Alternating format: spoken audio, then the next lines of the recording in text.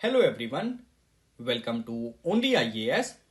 स्वागत है आप सभी का इंडियन पॉलिटी के हमारे एक न्यू लेक्चर में, जिसमें हम इंडियन पॉलिटी से रिलेटेड करंट अफेयर्स के पिछले एक साल के सभी टॉपिक्स को कवर करेंगे और साथ में इन टॉपिक से रिलेटेड प्रीवियस ईयर क्वेश्चंस को भी डिस्कस करेंगे। अब ये लेक्चर आपके एग्जामिनेशन पर्सपेक्टिव से काफी इंपॉर्टेंट रहेगा यदि आप प्रीलिम्स 2023 में अपीयर होना चाहते हैं। अब आज के लेक्चर में हम डिस्कस क्या करेंगे, तो हम बेसिकली कॉन्स्टिट्यूशनल डेवलपमेंट पर सारा डिस्कशन करेंगे। और यहाँ कॉन्स्टिट्यूशनल डेवलपमेंट का मतलब होता है कि लाइक हमारे कॉन्स्टिट्यूशन में कोई न्यू अमेंडमेंट हुआ हो तो उसके बारे में हमें डिस्कस करना है, या फिर किसी आर्टिकल को चैलेंज किया गया हो ऑनरेबल सुप्रीम कोर्ट में तो वो सारे मैटर्स इसमें डिस्कस किए जाते हैं। इवन प्रियम्बल से संबंधित जो इश्यूज होते हैं वो सभी यहाँ कवर कर दिए जाते हैं। तो चलिए शुरू करते हैं अपने इस लेक्चर को और देखते हैं कि कौन कौन से टॉपिक्स हमें यहां पर डिस्कस करने हैं। सो हमारा पहला इंपॉर्टेंट टॉपिक रहेगा फंडामेंटल ड्यूटीज। अब इसके बारे में आप सभी अवेयर हैं, लेकिन देख लेते हैं कि ये न्यूज में क्यों आ गया। रिसेंटली सुप्रीम कोर्ट में एक व्यक्ति ने पिटीशन दायर की थी और पिटीशन में ये मांग की गई थी कि जो हमारे फंडामेंटल ड्यूटीज हैं उन्हें हमें लीगल तरीके से लागू करने पर फोकस करना चाहिए। और इसी चीज को लेकर हमारे ऑनरेबल सुप्रीम कोर्ट ने यूनियन एंड स्टेट गवर्नमेंट का व्यू भी मांगा था कि आपको इस बारे में क्या कहना है, आप भी अपना स्टेटमेंट यहां पर सुप्रीम कोर्ट में जाहिर करें। अब देखिए, फंडामेंटल ड्यूटीज के बारे में आपको सबसे पहले तो कुछ बेसिक फैक्ट्स जान लेने हैं। ये आपके एग्जामिनेशन में सीधे सीधे पूछे जा सकते हैं। तो पहली चीज तो ये हो गई कि फंडामेंटल ड्यूटीज को हमारे संविधान के पार्ट 4A में रखा गया है और ये हमारे ओरिजिनल कॉन्स्टिट्यूशन में नहीं हुआ करते थे। मतलब जो हमें कॉन्स्टिट्यूशन 1950 में मिला था कॉन्स्टिट्यूएंट असेंबली के द्वारा, उसमें कोई भी चैप्टर फंडामेंटल ड्यूटीज नाम से नहीं था। फिर हमने इसको ऐड कब किया? हमने इसको 42nd कॉन्स्टिट्यूशनल अमेंडमेंट एक्ट के थ्रू 1976 में ऐड किया। और इसको ऐड करने के लिए रिकमेंडेशन दी गई थी एक कमेटी के द्वारा जिसका नाम है स्वर्ण सिंह कमेटी। नेक्स्ट, अगर और बेसिक पॉइंट्स की बात करें तो हमारे संविधान में प्रेजेंट टाइम में 11 फंडामेंटल ड्यूटीज हैं और इसके लिए हमने एक पर्टिकुलर आर्टिकल भी डेडिकेट किया हुआ है जो है आर्टिकल 51A। अब आपको यह ध्यान रखना है कि जो हमारे 11 फंडामेंटल राइट्स हैं इसमें से 10 राइट्स को तो हमने फंडामेंटल ड्यूटीज को तो हमने 42nd अमेंडमेंट एक्ट से ही मेंशन कर दिया था, लेकिन जो 11th फंडामेंटल ड्यूटी है उसको हमने 86th कॉन्स्टिट्यूशनल अमेंडमेंट एक्ट के द्वारा 2002 में ऐड किया। और ये वही अमेंडमेंट एक्ट है जिससे हमने फंडामेंटल राइट में भी एक न्यू आर्टिकल जोड़ा था, आर्टिकल 21A, जो कि राइट टू एजुकेशन के लिए था। ठीक है, तो ये आपको ध्यान रखना है। अब फंडामेंटल ड्यूटीज के बारे में यदि हम इसके फीचर्स को देखें तो आपको ये पता लगेगा कि फंडामेंटल ड्यूटीज किसी भी कोर्ट ऑफ लॉ में इन्फोर्सेबल नहीं होते हैं। इसका मतलब ये है कि फंडामेंटल ड्यूटी को लेकर आप किसी भी कोर्ट में चैलेंज नहीं कर सकते। उसके बाद जब ये चैलेंज नहीं किए जा सकते तो इसका रेलिवेंस क्या है? तो रेलिवेंस हम ये कह सकते हैं कि जब भी सुप्रीम कोर्ट में कोई मैटर आता है किसी भी लॉ की कॉन्स्टिट्यूशनैलिटी को चेक करने के लिए, तो ऐसे में ऑनरेबल सुप्रीम कोर्ट के द्वारा फंडामेंटल ड्यूटीज का रेफरेंस लिया जाता है और ये हेल्प करता है ऑनरेबल सुप्रीम कोर्ट को डिसाइड करने में कि कोई भी पर्टिकुलर लॉ कॉन्स्टिट्यूशनल है या फिर अनकॉन्स्टिट्यूशनल है। ठीक है, नेक्स्ट, यदि हम बेसिक आइडिया की बात करें कि आखिर फंडामेंटल ड्यूटीज हमारे कॉन्स्टिट्यूशन में क्यों रखे गए, आखिर ये क्यों होने चाहिए, तो आपको ये महसूस होगा या फिर आपको यहां पता लगेगा कि फंडामेंटल ड्यूटीज फंडामेंटल राइट के साथ काफी ज्यादा रिलेटेबल हैं। क्योंकि यदि कोई व्यक्ति किसी भी स्टेट में फंडामेंटल राइट्स को एंजॉय कर रहा है तो ऐसे में व्यक्ति की ये रेस्पॉन्सिबिलिटी बनती है कि वो अपने स्टेट के प्रति कुछ ड्यूटीज को भी फॉलो करे। इसीलिए हमने फंडामेंटल ड्यूटीज नाम के चैप्टर को अपने संविधान में रखा। और इसकी प्रेरणा हमें कहां से मिली? इसकी प्रेरणा हमें मिली रशिया के कॉन्स्टिट्यूशन से। सो अगर कोई क्वेश्चन इस तरीके का बन जाता है कि फंडामेंटल ड्यूटीज को इंडियन कॉन्स्टिट्यूशन में कहां से अडॉप्ट किया गया है, तो आप वहां रशिया मार्क करेंगे या फिर सोवियत यूनियन मार्क करेंगे। नेक्स्ट, यदि हम फंडामेंटल ड्यूटीज की बात करें प्रेजेंट टाइम में जो 11 फंडामेंटल ड्यूटीज हैं इनको क्विकली देख लीजिए। सबसे पहले यहां पर कॉन्स्टिट्यूशन के रेस्पेक्ट की बात की गई है। इसके जो आइडल्स हैं, इंस्टीट्यूशन हैं, उन सभी की आपको रेस्पेक्ट करनी है। नेशनल फ्लैग, नेशनल एंथम, इन सभी की रेस्पेक्ट आपको करनी है। सेकेंड, जो हमारे फ्रीडम स्ट्रगल के नोबल आइडल्स हैं उनको आपको फॉलो करना है, उनके आइडियाज को आपको फॉलो करना है, ये आपकी ड्यूटी है। नेक्स्ट, देश की सॉवरेनिटी, यूनिटी, इंटीग्रिटी को आपको प्रोटेक्ट करना है, ये भी आपकी ड्यूटी होगी। इसके बाद कंट्री को यदि डिफेंस करने की आवश्यकता होती है तो ऐसे में आप कंट्री के डिफेंस के लिए आगे आएंगे, और कभी भी देश को आपकी जरूरत होगी तो ऐसे में आप देश सेवा के लिए हमेशा तैयार रहेंगे। इसके अलावा हमें सोसाइटी में हार्मोनी को डेवलप करना है और भाईचारे की भावना को भी विकसित करना है। आप जानते हैं इंडियन सोसाइटी बहुत ज़्यादा डाइवर्सिफाइड है, जिसमें अलग अलग कल्चर के लोग रहते हैं, अलग कास्ट के लोग रहते हैं, अलग रिलीजन के लोग रहते हैं, लेकिन फिर भी हमें क्या करना है, हमें ब्रदरहुड को प्रमोट करना है। इसके अलावा इसी पॉइंट में एक चीज और आपको ध्यान रखनी है, डिग्निटी ऑफ विमेन, महिलाओं का भी सम्मान आपको करना है, ये भी आपकी फंडामेंटल ड्यूटी है। नेक्स्ट, हमारा जो रिच हेरिटेज कल्चर है उसको भी आपको प्रोटेक्ट करना है, कंपोजिट कल्चर को प्रोटेक्ट करना है, प्रिजर्व करना है। And the most important thing, environment protection. आप जानते हैं एनवायरमेंट को बहुत ज्यादा नुकसान पहुंचाया जा चुका है, तो ये आपकी ड्यूटी बनती है कॉन्स्टिट्यूशन के अकॉर्डिंग कि आप एनवायरमेंट को प्रोटेक्ट करें और उसको इंप्रूव करने में भी सहायता करें। अब यहाँ एनवायरमेंट की डेफिनेशन क्या दी गई है फंडामेंटल ड्यूटीज के अंतर्गत, तो इसमें 4 चीजें शामिल की गई हैं। First thing is forest, second इसके अंतर्गत लेक शामिल है, रिवर शामिल है और वाइल्ड लाइफ शामिल है। तो एनवायरमेंट में यहां 4 चीजों को इंक्लूड किया गया है। नेक्स्ट आपकी ड्यूटी है कि आप साइंटिफिक टेम्पर को डेवलप करें और ह्यूमनिज्म को डेवलप करें। ठीक है, मानववाद इसको हिंदी में बोलेंगे, इसको आपको डेवलप करना है। उसके बाद आप पब्लिक प्रॉपर्टी को सेफगार्ड करेंगे और किसी भी हिंसक गतिविधियों में भाग नहीं लेंगे, ये भी आपकी एक ड्यूटी है कॉन्स्टिट्यूशन के अकॉर्डिंग। नेक्स्ट, आपको सामूहिक रूप से और व्यक्तिगत रूप से प्रयास करने हैं कि आपका देश आगे बढ़े, ये भी आपकी ड्यूटी है। उसके बाद 11th फंडामेंटल ड्यूटी जो कि 86th कॉन्स्टिट्यूशनल अमेंडमेंट एक्ट के थ्रू जोड़ी गई थी, उसमें यह बोला गया कि प्रत्येक पेरेंट या फिर गार्जियन की ये रिस्पॉन्सिबिलिटी होगी कि वो अपने 6 से 14 साल तक के बच्चे को एजुकेशन की अपॉर्चुनिटी प्रोवाइड कराएंगे। तो ये हमारा 11th फंडामेंटल ड्यूटी है जो कि सबसे लेटेस्ट ड्यूटी है। ओके, यदि हम सुप्रीम कोर्ट के कुछ व्यूज को देखें तो आपको बहुत सारे केसेस मिल जाएंगे फंडामेंटल ड्यूटीज से रिलेटेड, और यहां मैं 2 महत्वपूर्ण केस आप लोगों के साथ डिस्कस करूंगा। एक है रंगनाथ मिश्रा जजमेंट 2003। इस जजमेंट में ऑनरेबल सुप्रीम कोर्ट ने बोला कि हमारे फंडामेंटल राइट को सिर्फ लीगल मेथड से इन्फोर्स नहीं किया जाना चाहिए, बल्कि सोशल सैंक्शंस के माध्यम से भी लागू किया जाना चाहिए। आपको क्या लगता है, आप सिर्फ फंडामेंटल ड्यूटी को लॉ बनाकर लागू कर सकते हैं? लाइक अगर कोई व्यक्ति कॉन्स्टिट्यूशन का पालन नहीं कर रहा है, आपने उसके लिए लॉ बना दिया, तो क्या लॉ बनाने की वजह से व्यक्ति संविधान का पालन कर सकता है? आंसर इज नो, शायद ऐसा नहीं होगा। लेकिन यदि आप सोशल सैंक्शंस के थ्रू इनको लागू करते हैं, मतलब लोगों को अवेयर करते हैं, उनके राइट्स के बारे में बताते हैं और साथ में उनकी ड्यूटीज को भी बताते हैं, तो ऐसे में पॉसिबिलिटी ज्यादा है कि व्यक्ति इनका पालन करेगा। ओके, तो हमें सिर्फ लीगल मेथड्स में नहीं जाना है, हमें सोशल मेथड्स पर भी ध्यान देना है। इसके बाद एक और केस था AIIMS student union versus AIIMS 2001 case. इसमें डिसाइड किया गया सुप्रीम कोर्ट के द्वारा कि फंडामेंटल ड्यूटी उतनी ही इंपॉर्टेंट है जितने की फंडामेंटल राइट, तो दोनों को हम अलग करके नहीं पढ़ सकते, दोनों ही काफी ज्यादा इंपॉर्टेंट है।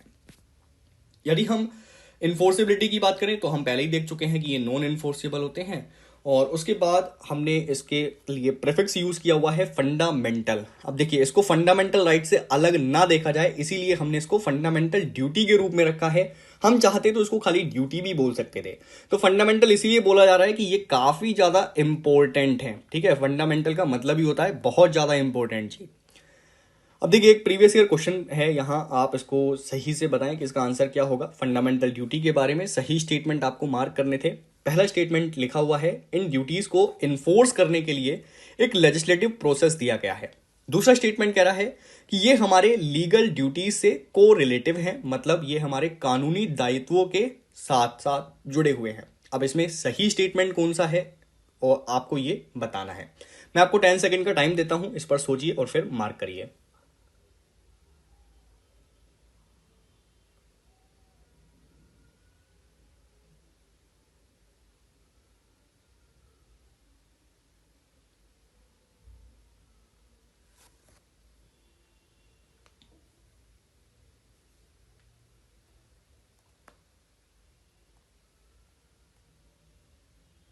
चलिए, सो अब इसका आंसर डिस्क्लोज कर देता हूं। इसका आंसर है डी, दोनों में से कोई भी स्टेटमेंट ठीक नहीं है, क्योंकि अभी हमने पीछे डिस्कस किया कि फंडामेंटल ड्यूटीज हमारी लीगल ड्यूटीज नहीं है, तो ये लीगल ड्यूटीज के साथ किसी भी तरीके से जुड़े हुए नहीं है। और दूसरा, इनको लागू करने के लिए अभी कोई लेजिस्लेटिव प्रोसेस नहीं है।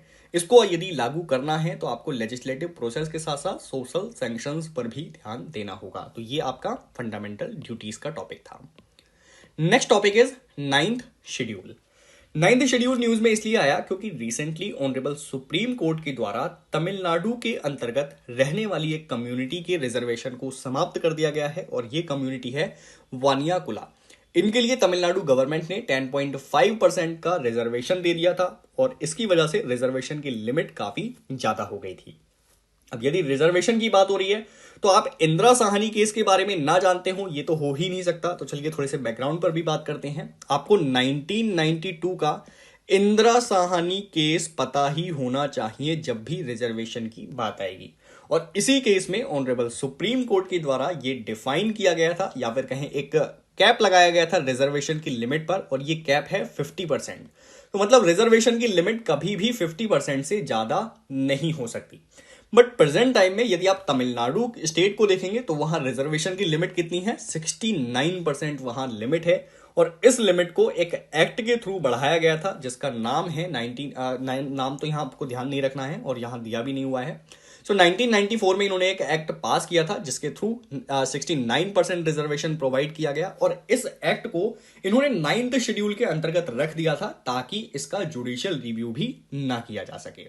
अब 9th शेड्यूल क्या है, इसके बारे में बेसिक इंफॉर्मेशन जानिए। इसको हमने फर्स्ट कॉन्स्टिट्यूशनल अमेंडमेंट के थ्रू संविधान में ऐड किया था, और उस समय प्रधानमंत्री हुआ करते थे जवाहरलाल नेहरू जी। यदि हम बात करें इसके ऑब्जेक्टिव की, तो इसका मेन ऑब्जेक्टिव था लैंड रिफॉर्म्स लॉ को संविधान में रखना और इसको जुडिशियल रिव्यू से बचाना। ठीक है, अब देखिए उस समय हमारे पास बहुत सारी भूमि सुधार के लिए प्रॉब्लम्स आ रही थी, तो ऐसे में हमें लैंड रिफॉर्म्स करने थे। तो लैंड रिफॉर्म्स के लिए बहुत सारे कानून पारित किए गए, बट राइट टू प्रॉपर्टी भी एक फंडामेंटल राइट हुआ करता था, तो उसके आधार पर हम चाहकर भी भूमि सुधार भारत में नहीं कर सकते थे। इसीलिए 9th शेड्यूल का आइडिया हमारे सामने आया था। नेक्स्ट, यदि 9th शेड्यूल में बात करें तो इसमें क्या केवल सेंटर ही अपने लॉज को रखता है? Answer is no. इसमें सेंटर और स्टेट दोनों ही अपने कानूनों को रख सकते हैं, और प्रेजेंट टाइम में इसमें 284 लॉज हैं, और ये सारे ही लॉज लैंड रिफॉर्म से संबंधित नहीं है। 9th शेड्यूल को काफी ज्यादा मिसयूज किया जाता है ये ऑब्जेक्टिव के साथ कि हम जो भी लॉ 9th शेड्यूल में रखेंगे उसकी जुडिशियल स्क्रूटनी नहीं की जा सकती। तो इसीलिए इसमें मोस्टली आपको कानून तो एग्रीकल्चर और लैंड इशू से दिखाई देंगे, बट इसके अलावा भी बहुत सारे कानून लाइक रिजर्वेशन जैसे कानूनों को भी 9th शेड्यूल में जगह दे दी गई है, जो इसके मिसयूज को दिखाता है। 9th शेड्यूल के साथ साथ जब इसको हमने फर्स्ट कॉन्स्टिट्यूशनल अमेंडमेंट एक्ट के अंतर्गत इंट्रोड्यूस किया, तो हमारे कॉन्स्टिट्यूशन में एक न्यू आर्टिकल भी आया, जिसका नाम है आर्टिकल 31B। आर्टिकल 31B हमेशा रेट्रोस्पेक्टिव ऑपरेशन से लागू होता है। सर, रेट्रोस्पेक्टिव ऑपरेशन का यहां मतलब यह हुआ कि लाइक मान लीजिए आपने कोई कानून बनाया 2010 में, 2010 के बाद इसको चैलेंज किया गया कोर्ट में 2015 में, और कोर्ट के द्वारा इसको अनकॉन्स्टिट्यूशनल डिक्लेयर कर दिया गया। अब अनकॉन्स्टिट्यूशनल डिक्लेयर हो गया तो इसका मतलब ये लॉ जो है वो वैलिड नहीं रहेगा इंडिया में। फिर आपने क्या किया, इस लॉ को बचाने के लिए 2016 में इसे 9th शेड्यूल में रख दिया, और जैसे ही आप इसको 9th शेड्यूल में रखेंगे तो क्या माना जाएगा, ये माना जाएगा कि जो ये एक्ट है 2016 में जिसको 9th शेड्यूल में रखा गया है, ये ऐसा माना जाएगा कि इसको हमने 2016 में 9th शेड्यूल में नहीं डाला है, बल्कि जब से ये कानून बना है, मतलब 2010 में ये कानून बना है, तो ऐसा माना जाएगा कि 2010 में ही इसको 9th शेड्यूल में रखा गया है। इसी को कहते हैं रेट्रोस्पेक्टिव ऑपरेशन। ठीक है, तो कानून को कभी भी आपने 9th शेड्यूल में रखा हो उससे कोई फर्क नहीं पड़ता। जिस दिन कानून बनाया गया होगा उस दिन से ही इस कानून को 9th शेड्यूल में माना जाएगा, और इसीलिए जो ऑनरेबल कोर्ट के द्वारा यहां अनकॉन्स्टिट्यूशनल इस लॉ को किया जाता है वो अनकॉन्स्टिट्यूशनैलिटी हट जाती है। ठीक है, ये यहां पर बेसिक ऑब्जेक्टिव रखा गया था। उसके बाद 31B के बारे में कुछ एपेक्स कोर्ट के भी डिसीजन हैं। उन्होंने ये बोला कि नाइन्थ शेड्यूल का आप मिसयूज नहीं कर सकते। नाइन्थ शेड्यूल में कोई लॉ है, इसका मतलब ये नहीं है कि आप उसके द्वारा फंडामेंटल राइट को खत्म कर सकते हैं या फिर आप बेसिक स्ट्रक्चर का वायलेशन कर सकते हैं। ऐसा बिल्कुल नहीं हो सकता। इसीलिए जब भी नाइन्थ शेड्यूल का क्वेश्चन आएगा, आपको एक केस हमेशा ध्यान रखना है और इस केस का नाम है IR Coelho case versus Tamil Nadu. ठीक है। अब इस केस में ऑनरेबल सुप्रीम कोर्ट का डिसीजन क्या है? ऑनरेबल सुप्रीम कोर्ट ने यह बोला कि कोई भी लॉ जो नाइन्थ शेड्यूल में रखा गया है उसको भले से फंडामेंटल राइट के आधार पर चैलेंज ना किया जाए, लेकिन यदि आपने बेसिक स्ट्रक्चर का वायलेशन किया तो ऐसी कंडीशन में आपके उस लॉ का भी रिव्यू हो सकता है जो नाइन्थ शेड्यूल में रख दिया गया हो। ठीक है। तो आप कभी भी बेसिक स्ट्रक्चर को ओवरराइड नहीं कर सकते, उसको एस्केप नहीं कर सकते। बेसिक स्ट्रक्चर की बात करें थोड़े से बैकग्राउंड की, तो ये केशवानंद भारती केस में आया था 1973 में, और इस केस में सुप्रीम कोर्ट की अब तक की सबसे बड़ी जजेस की बेंच बैठी थी। इसमें 13 जजेस शामिल थे और ये बहुत ही लैंडमार्क डिसीजन है। इसके बारे में भी अभी हम आगे चर्चा करेंगे। अब एक क्वेश्चन है 2019 के प्रीलिम्स में ये क्वेश्चन पूछा गया था और बहुत सिंपल क्वेश्चन भी यूपीएससी में पूछे जाते हैं। तो इसका आंसर क्या है आप लोग मुझे कमेंट सेक्शन में बताएंगे। क्वेश्चन है, नाइन्थ शेड्यूल को हमारे भारत के संविधान में किस प्राइम मिनिस्टर के कार्यकाल में जोड़ा गया था? अब सही आंसर क्या है आप मुझे कमेंट सेक्शन में बताएंगे। मैं आपको 10 सेकंड का यहां टाइम दे रहा हूं।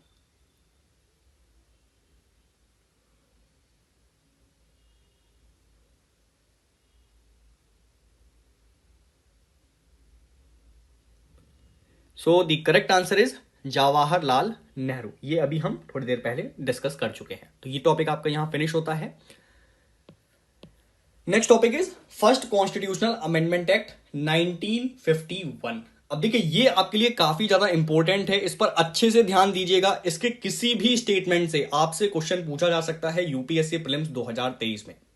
अब क्या कंटेक्स्ट है, रिसेंटली सुप्रीम कोर्ट में एक पिटीशन दायर की गई थी जिसको सुप्रीम कोर्ट ने एक्सेप्ट भी कर लिया है, और इस पिटीशन में फर्स्ट कॉन्स्टिट्यूशनल अमेंडमेंट एक्ट के थ्रू जो freedom of speech and expression में चेंजेस किए गए थे उन चेंजेस को चैलेंज किया गया है, और यह बोला गया है कि इस प्रकार के चैलेंजेस हमारे संविधान के बेसिक स्ट्रक्चर डॉक्ट्रिन का वायलेशन करते हैं। ठीक है। और बेसिक स्ट्रक्चर डॉक्ट्रिन कहां से आ रही है? वही केशवानंद भारती केस जो अभी हमने 1973 वाला डिस्कस किया था।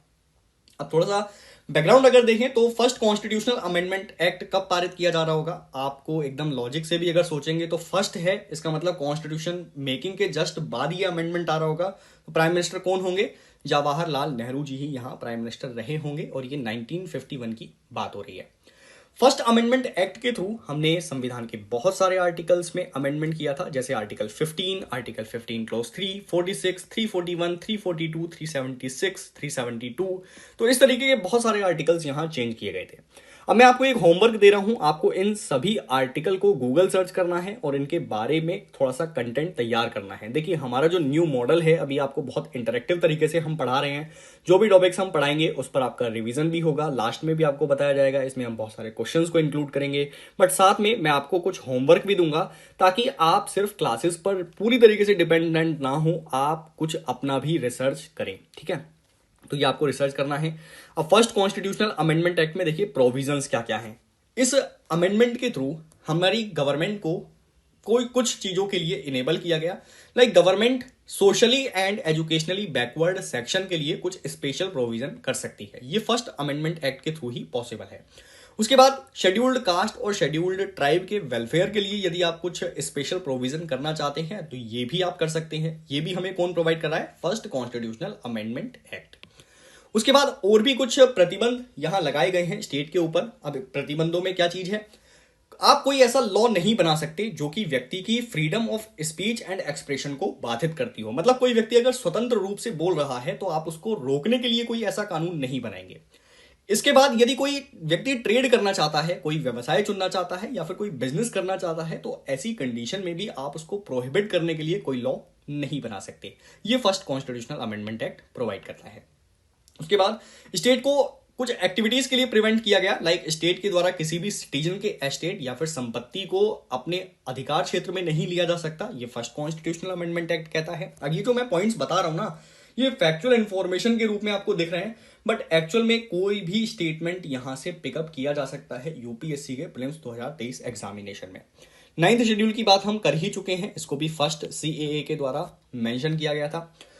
उसके बाद द मोस्ट इंपॉर्टेंट थिंग, जो स्पीच एंड एक्सप्रेशन पर 3 लिमिटेशंस लगाई गई हैं, वो 3 लिमिटेशंस क्या हैं? देखिए, ये जो लिमिटेशन आपको दिखाई दे रही हैं, like public order, incited the commission of an offence and friendly relation with foreign state, ये जो 3 लिमिटेशन है ना, ये हमारे ओरिजिनल कॉन्स्टिट्यूशन में नहीं हुआ करती थी। तो यहां से भी क्वेश्चन पूछा जा सकता है।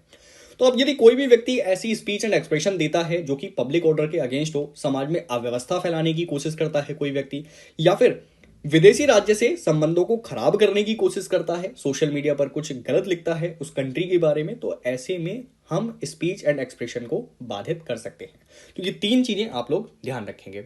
बाकी इंसाइटमेंट ऑफ ऑफेंस का मतलब यह है कि किसी व्यक्ति को अपराध करने के लिए उकसाना, है ना। अपराध किसी भी तरीके का हो सकता है, लाइक आप किसी को उकसा रहे हैं गोली मारने के लिए, आत्महत्या करने के लिए, तो ये सारी चीजें आपको स्पीच के अंतर्गत नहीं दी जाएंगी। ओके, नेक्स्ट, यहां पर कुछ और प्रोविजन भी हैं, लाइक हमारे प्रेसिडेंट एंड गवर्नर को कुछ पावर्स दी जा रही हैं। जैसे कि आपको मैं आर्टिकल 85 का रेफरेंस देता हूं। पहले आर्टिकल 85 में क्या बोला गया है? आर्टिकल 85 में बोला गया है हमारी पार्लियामेंट के सेशन कितने होंगे, ठीक है। तो पार्लियामेंट के सेशन के बारे में ये बोला है कि 2 सेशन के बीच का जो मैक्सिमम टाइम होगा वो 6 मंथ से ज्यादा नहीं होना चाहिए। मतलब आप मिनिमम कितनी भी बार पार्लियामेंट के सेशन को बुला सकते हैं, लेकिन मैक्सिमम जो टाइम होगा, गैप होगा दोनों सेशन के बीच में, वो 6 महीने से ज्यादा नहीं हो सकता। अब यहां प्रेसिडेंट एंड गवर्नर को एम्पावर किया गया कि यदि प्रेसिडेंट या गवर्नर चाहें तो वो 6 महीने से पहले भी पार्लियामेंट या स्टेट लेजिस्लेचर के सेशन को समन कर सकते हैं और उसको प्रोरोग भी कर सकते हैं।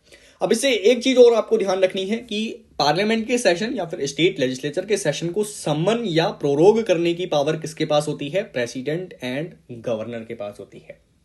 उसके बाद आपके लिए क्वेश्चन है, जो हमारी लोकसभा है उसको डिसॉल्व करने की पावर किसके पास होती है और किन कंडीशन में लोकसभा को डिसॉल्व किया जा सकता है?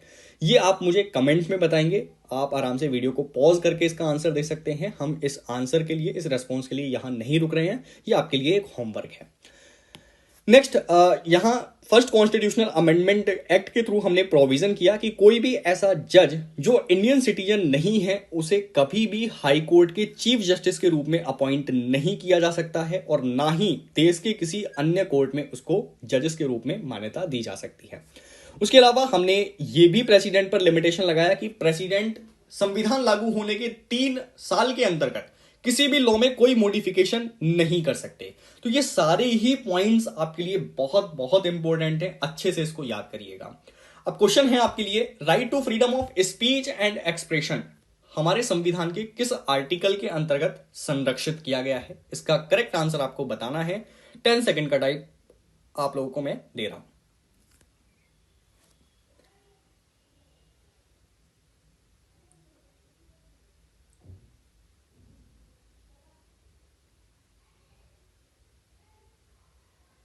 Okay, so correct answer is option B, article 19 के अंतर्गत right to freedom of speech and expression रखा गया है। अब देखिए, इस तरीके के क्वेश्चन यूपीएससी में और भी पूछे हैं आपसे। राइट टू प्राइवेसी के बारे में यूपीएससी ने 2 बार क्वेश्चन पूछे हैं सेम फॉर्मेट पर। तो इस तरीके के सिंपल क्वेश्चन भी आपको ध्यान रखने हैं। चलिए नेक्स्ट टॉपिक पर आते हैं। Next topic is doctrine of pith and substance. अब देखिए, ये जो डॉक्ट्रिन है वो काफी इंपॉर्टेंट है और जिस तरीके से यूपीएससी का क्वेश्चन इवॉल्व हो रहा है उसमें आपको कुछ डॉक्ट्रिन्स भी फॉलो करनी पड़ेगी, उनको ध्यान में रखना पड़ेगा। अब मैं पहले थोड़ा सा बैकग्राउंड लेता हूं, ठीक है। Doctrine of pith and substance क्यों यूज में आता है और इसका कंटेक्स्ट क्या है? देखिए, हमारे कॉन्स्टिट्यूशन में एक शेड्यूल है, 7th शेड्यूल। इस 7th शेड्यूल में 3 लिस्ट हैं, union list, state list and concurrent list. ये जो कॉन्करेंट लिस्ट है इसको कहां से हमने अडॉप्ट किया है? इसको हमने अडॉप्ट किया है ऑस्ट्रेलिया के कॉन्स्टिट्यूशन से। ये थोड़ी सी एडिशनल इंफॉर्मेशन आपको दे रहा हूं। यूनियन लिस्ट के विषय पर कानून बनाने की पावर यूनियन गवर्नमेंट को दी जाती है। उसके अलावा स्टेट के विषयों पर कानून बनाने की पावर स्टेट के पास होती है। एंड जो कॉन्करेंट लिस्ट के सब्जेक्ट्स होते हैं उस पर यूनियन एंड स्टेट दोनों ही कानून बना सकते हैं, ठीक है।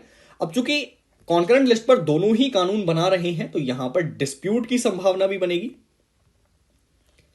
और दोनों ही कोशिश करेंगे कि एक दूसरे की पावर को एक्सटेंड कर लिया जाए। मतलब जो स्टेट की पावर है वो कुछ हद तक यूनियन की पावर को अपने अंतर्गत ले ले और यूनियन ये सोचेगा कि स्टेट की पावर को भी हम अपने अंतर्गत ले लें। तो पावर का क्लैश तो जरूर होगा यहां पर, इसीलिए ये डॉक्ट्रिन सामने आता है। तो डॉक्ट्रिन क्या कहता है बेसिकली, यहां पिथ का मतलब क्या है? पिथ का मतलब है true nature of any law या फिर एसेंस ऑफ एनी लॉ, मतलब जो कानून हम बना रहे हैं उसका असली मकसद क्या है, उसका असली नेचर क्या है। एंड सब्सटेंस का मतलब होता है द मोस्ट इंपॉर्टेंट और essential part of any law, मतलब किसी कानून का जो सबसे महत्वपूर्ण पार्ट है, मतलब जो उसका बेसिक ऑब्जेक्टिव है वो क्या है। तो doctrine of pith and substance के माध्यम से हम बेसिक ऑब्जेक्टिव पर ध्यान देते हैं। लाइक देखिए, मैं एक एग्जांपल लेता हूं। मान लीजिए स्टेट गवर्नमेंट के द्वारा एक कानून बनाया जाए मनी लैंडिंग को लेकर। देखिए, लॉन्ड्रिंग नहीं बोल रहा हूं मैं, लैंडिंग बोल रहा हूं, मतलब किसी को ऋण देना। तो मनी लैंडिंग का जो ये सब्जेक्ट है, ये किस में आता है? ये स्टेट का सब्जेक्ट है। तो स्टेट इस पर कानून बना सकता है, लेकिन उन्होंने क्या किया, मनी लैंडिंग के ही कानून में एक टॉपिक ऐड कर दिया या एक प्रोविजन ऐड कर दिया, प्रोमिसरी नोट का। ठीक है, अब ये जो प्रोमिसरी नोट है, इस पर कानून बनाने की शक्ति किसको दी गई है? इसको शक्ति दी गई है यूनियन को। तो ऐसे में स्टेट के लॉ का मेन ऑब्जेक्टिव क्या था? मेन ऑब्जेक्टिव था मनी लैंडिंग को कंट्रोल करना, उसको विनियमित करना, उसको रेगुलेट करना। बट इसमें एक प्रोविजन प्रोमिसरी नोट का भी आ गया, लेकिन इसका एक्चुअल ऑब्जेक्टिव तो मनी लैंडिंग है ना, इसका एक्चुअल ऑब्जेक्टिव प्रोमिसरी नोट नहीं है। तो ऐसे में यदि कोई पॉइंट ऐसा आ जाए जहां पर एक्सीडेंटली आपने किसी और की पावर को अपने अंतर्गत ले लिया हो, लाइक यहां पे आपने यूनियन की पावर को अपने अधीन ले लिया है, तो ऐसी कंडीशन में जब इस लॉ को सुप्रीम कोर्ट में चैलेंज किया जाएगा तो वहां पर doctrine of pith and substance का रूल लगेगा। और पिथ एंड सब्सटेंस के रूल के अंतर्गत सुप्रीम कोर्ट यहां पर क्या डिसीजन लेगा? सुप्रीम कोर्ट डिसीजन लेगा कि ये आपका जो लॉ है, इसका मूल उद्देश्य मनी लैंडिंग को रोकना है, रोकना नहीं है, उसको विनियमित करना है। ऐसे में आपने यहां प्रोमिसरी नोट को जो रखा है, इस बेसिस पर इस कानून को असंवैधानिक घोषित नहीं किया जा सकता, अनकॉन्स्टिट्यूशनल डिक्लेयर नहीं किया जा सकता। सो आई होप कि आपको आप समझ में आ गया होगा कि पिथ एंड सब्सटेंस का मतलब होता है कि आपके लॉ का एसेंस क्या है, आपके ऑब्जेक्टिव्स क्या हैं, उन्हीं ऑब्जेक्टिव्स को सुप्रीम कोर्ट ध्यान में रखता है। इसके अलावा यदि एक्सीडेंटली आपने किसी और प्रोविजन को ऐड कर दिया है अपने कानून में, तो उस बेसिस पर इस कानून को अनकॉन्स्टिट्यूशनल डिक्लेयर नहीं किया जाएगा। आई होप कि ये बेस्ट एग्जाम्पल है इस टॉपिक को समझाने के लिए। तो ये सारी बातें मैंने कर ली हैं। उसके बाद कुछ अदर केसेस भी हैं जिसमें सुप्रीम कोर्ट ने बहुत सारे अलग अलग रेफरेंसेस लिए हैं doctrine of pith and substances के। इन केसेस के नाम आप चाहें तो याद रख सकते हैं। कलकत्ता गैस कंपनी केस में भी doctrine of pith and substance आया था।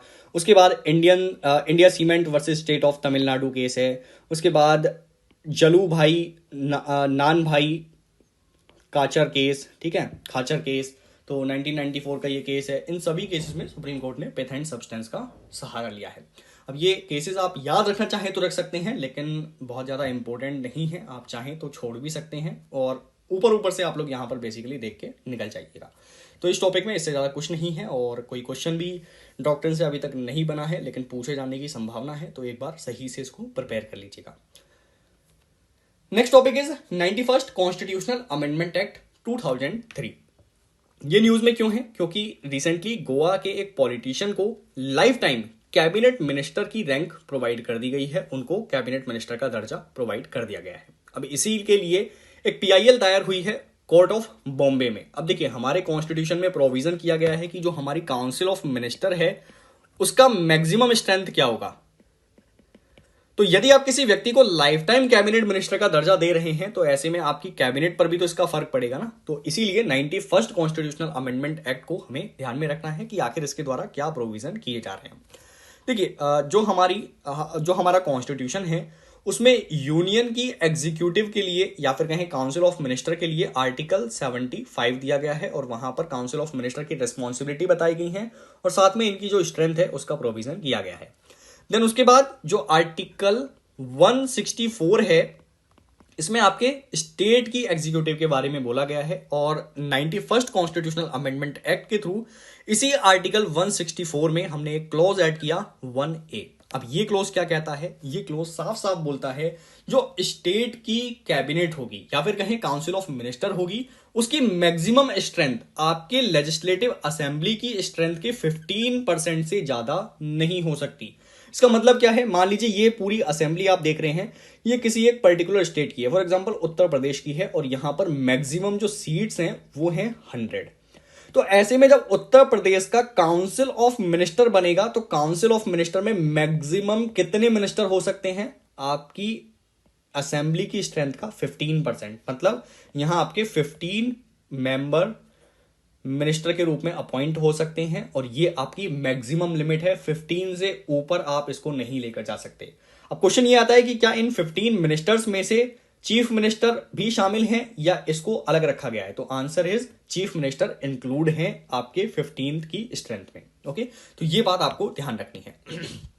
उसके बाद अगर मिनिमम स्ट्रेंथ की बात करें तो मिनिमम स्ट्रेंथ भी 91st कॉन्स्टिट्यूशनल अमेंडमेंट एक्ट के थ्रू डिसाइड की गई है कि स्टेट में मिनिस्टर की जो मिनिमम स्ट्रेंथ है वो 12 होगी। अब देखिए कंफ्यूज मत होइएगा, हमने जो मैक्सिमम स्ट्रेंथ की बात की थी वो 15% थी, लेकिन जब हम मिनिमम की बात कर रहे हैं तो यहां परसेंटेज नहीं है, मिनिमम मिनिस्टर आपके 12 बताए जा रहे हैं। तो ये दोनों प्रोविजन अच्छे से ध्यान रखिएगा। अब बात करते हैं आर्टिकल 75 की यूनियन के बारे में। तो यहां भी आर्टिकल 91st जो कॉन्स्टिट्यूशनल अमेंडमेंट एक्ट है उसने कुछ चेंजेस किए, और यहां बोला गया कि पहले तो बेसिक बातें कर लेते हैं आर्टिकल 75 में है क्या एक्चुअल में। तो इसमें प्राइम मिनिस्टर के बारे में बोला गया है कि हमारे प्राइम मिनिस्टर को अपॉइंट किया जाएगा प्रेसिडेंट के द्वारा, और जितने भी अदर मिनिस्टर हैं उनको भी प्रेसिडेंट अपॉइंट करेंगे प्राइम मिनिस्टर की सलाह पर। अब यदि स्ट्रेंथ की बात करें 91st कॉन्स्टिट्यूशनल अमेंडमेंट एक्ट के थ्रू, तो यहां आपकी मैक्सिमम स्ट्रेंथ 15% बोली गई है, मतलब लोकसभा की जो टोटल सीट्स हैं उनका 15% ही यूनियन काउंसिल ऑफ मिनिस्टर में हो सकता है, और यहां मिनिमम का कोई क्राइटेरिया नहीं रखा गया है। उसके बाद ये प्रोविजन क्यों किया है हमने, 91st कॉन्स्टिट्यूशनल अमेंडमेंट एक्ट की जरूरत क्यों पड़ी, इसकी जरूरत इसलिए पड़ी कि आप जंबो कैबिनेट नहीं बना सकते, मतलब यदि कैबिनेट के मेंबर बहुत ज्यादा होंगे तो ऐसे में आपकी जो फंक्शनिंग है वो अफेक्ट होती है। तो ऐसे में रेस्पॉन्सिबल होने के लिए, गवर्नमेंट की रेस्पॉन्सिबिलिटी के लिए, इफेक्टिव फंक्शनिंग के लिए हमने ये प्रोविजन शामिल किए हैं। चलिए, अब क्वेश्चन तो नहीं है लेकिन मैं आपसे कुछ क्वेश्चन पूछता हूं, देखता हूं आपका अटेंशन कितना था। हमारे कॉन्स्टिट्यूशन के अकॉर्डिंग, क्वेश्चन ये है, हमारे संविधान के according union council of minister की मिनिमम स्ट्रेंथ 12 होगी, 12 मेंबर्स, और जो हमारी यूनियन काउंसिल ऑफ मिनिस्टर है इसकी मैक्सिमम स्ट्रेंथ 20% होती है। अब इसमें कौन सा स्टेटमेंट सही है, ऑप्शन ए या ऑप्शन बी, ये आप मुझे बताएंगे। 10 सेकंड का टाइम है, एक बार और मैं पढ़ रहा हूं। यूनियन काउंसिल ऑफ मिनिस्टर की मिनिमम स्ट्रेंथ 12 मिनिस्टर्स होती है और इसकी मैक्सिमम स्ट्रेंथ 20% होती है। कौन सा स्टेटमेंट ठीक है? और यहां पर मैं आपको यह भी दे देता हूं, जैसे होता है, फर्स्ट स्टेटमेंट कह रहा है ए, सेकंड स्टेटमेंट बोल रहा है बी, थर्ड स्टेटमेंट कह रहा है ए एंड बी दोनों सही हैं, और फोर्थ स्टेटमेंट कह रहा है नन। अब आप ये बताइएगा मुझे कि 1, 2, 3 एंड 4 कौन सा स्टेटमेंट यहां सही है, इसका करेक्ट आंसर क्या है?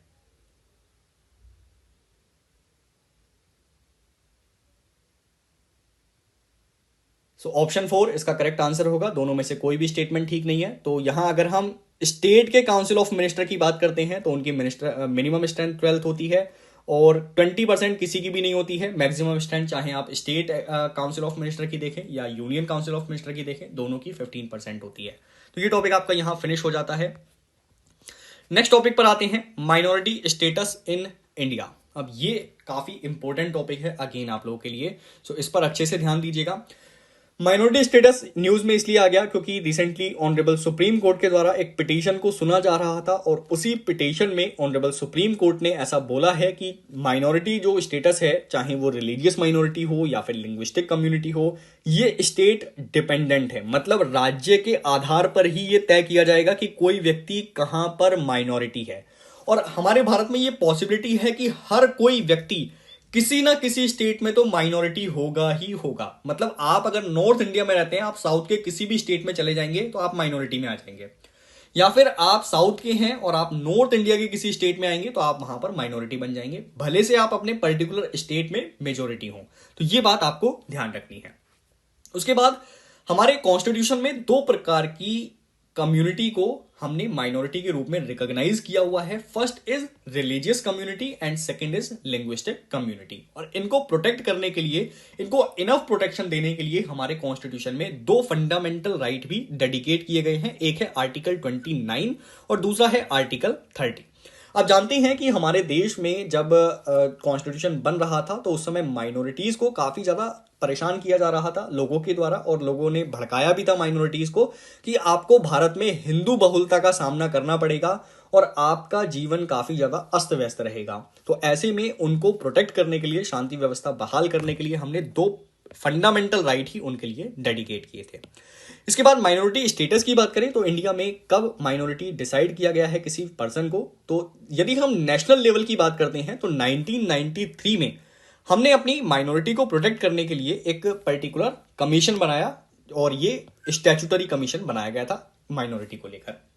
अब यहां 1993 में हम 5 कम्युनिटी को जो कि रिलीजन से रिलेटेड हैं उन्हें माइनॉरिटी का स्टेटस दे रहे हैं इंडिया के लेवल पर। ये कम्युनिटी कौन कौन सी हैं?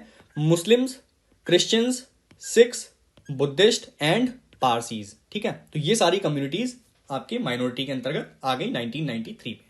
2004 में हमने जैन कम्युनिटी को भी इसके अंतर्गत रख लिया, तो वो भी माइनॉरिटी में आते हैं।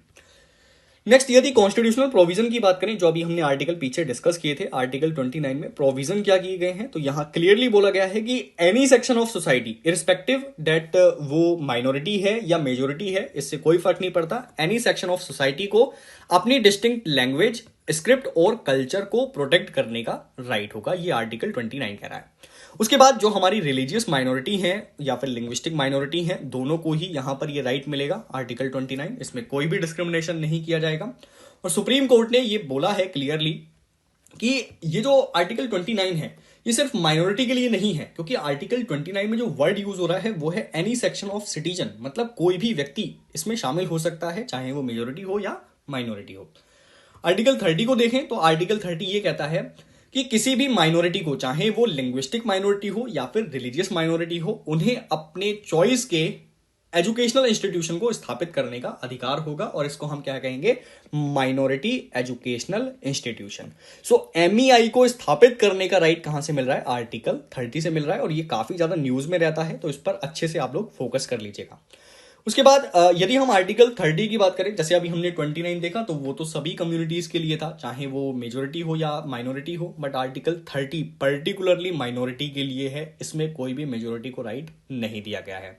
और यहां पर हमने इनको इतना ज्यादा सेफगार्ड प्रोवाइड किया है कि माइनॉरिटी एजुकेशनल इंस्टीट्यूशन के साथ हम किसी प्रकार का भेदभाव भी नहीं करेंगे। मतलब जैसे मान लीजिए गवर्नमेंट के द्वारा किसी माइनॉरिटी एजुकेशनल इंस्टीट्यूशन को ग्रांट प्रोवाइड किया जा रहा है, तो ग्रांट प्रोवाइड करने में आप डिस्क्रिमिनेट नहीं करेंगे कि ये जो है नॉन माइनॉरिटी इंस्टीट्यूशन है तो इसको ग्रांट दे दो, लेकिन ये चूंकि माइनॉरिटी इंस्टीट्यूशन है तो इसको ग्रांट मत दो। ऐसा नहीं किया जा सकता। अगर ग्रांट इनको प्रोवाइड किया जा रहा है गवर्नमेंट की तरफ से तो इनको भी सेम मैनर में प्रोवाइड किया जाएगा। तो ये आपका माइनॉरिटी स्टेटस हो गया। उसके बाद एक और आर्टिकल ध्यान रख लीजिएगा, आर्टिकल 350B, ये एडिशनल इन्फॉर्मेशन है। इसके अंतर्गत आप ये देखिए सबसे पहले कि इसको हमने कैसे ऐड किया है, क्योंकि जब भी आप article 350 capital B capital A देखते हैं तो आप इससे रिकॉग्नाइज कर सकते हैं कि ये आर्टिकल किसी ना किसी अमेंडमेंट के थ्रू ही जोड़ा गया होगा। तो यहां हमने इसको 7th कॉन्स्टिट्यूशनल अमेंडमेंट एक्ट 1956 के थ्रू जोड़ा गया, और यहां पर स्पेशल ऑफिसर की एक बात की गई लिंग्विस्टिक माइनॉरिटी के लिए, और इसमें प्रेसिडेंट ऑफ इंडिया को ये रेस्पॉन्सिबिलिटी दी गई कि वो स्पेशल ऑफिसर को यहां अपॉइंट करेंगे। उसके बाद इसका काम क्या होगा स्पेशल ऑफिसर का? तो लिंग्विस्टिक माइनॉरिटी के संबंध में जो भी डिसीजन होंगे, उनके वेलफेयर के लिए कोई स्कीम्स होंगी, उन सबको प्रमोट करना, उनसे संबंधित शिकायतों को सुनना, ये सारी इनकी रेस्पॉन्सिबिलिटी हो जाती है। 2011 में एक क्वेश्चन पूछा गया था, और क्वेश्चन है यदि किसी कम्युनिटी को भारत में माइनॉरिटी के रूप में रिकॉग्नाइज कर दिया गया है तो ऐसे में उसको क्या क्या लाभ प्राप्त होंगे, ये आपको बताना है। तो नेशनल माइनॉरिटी की बात हो रही है, इसमें पहला स्टेटमेंट आपसे बोला गया है, ध्यान से सुनिएगा, फिर आपको बताना है कि कौन सा स्टेटमेंट करेक्ट है। पहला स्टेटमेंट कह रहा है कि अगर किसी को नेशनल माइनॉरिटी का दर्जा मिल जाता है तो वो अपने एजुकेशनल इंस्टीट्यूशन को स्थापित कर सकता है। उसके बाद दूसरा, प्रेसिडेंट के द्वारा ऑटोमेटिकली यानी कि स्वचालित रूप से किसी भी कम्युनिटी को अगर नेशनल माइनॉरिटी का दर्जा दे दिया तो उन्हें लोकसभा में रिप्रेजेंटेशन दिया जाता है। और तीसरा स्टेटमेंट ये कह रहा है कि यदि किसी को नेशनल माइनॉरिटी का दर्जा मिल गया तो वो प्राइम मिनिस्टर के 15 पॉइंट प्रोग्राम का लाभ प्राप्त करने का हकदार हो जाता है। तो कौन से स्टेटमेंट इसमें सही है आपको बताना है। मैं आपको 30 सेकंड का टाइम देता हूं। Time start now.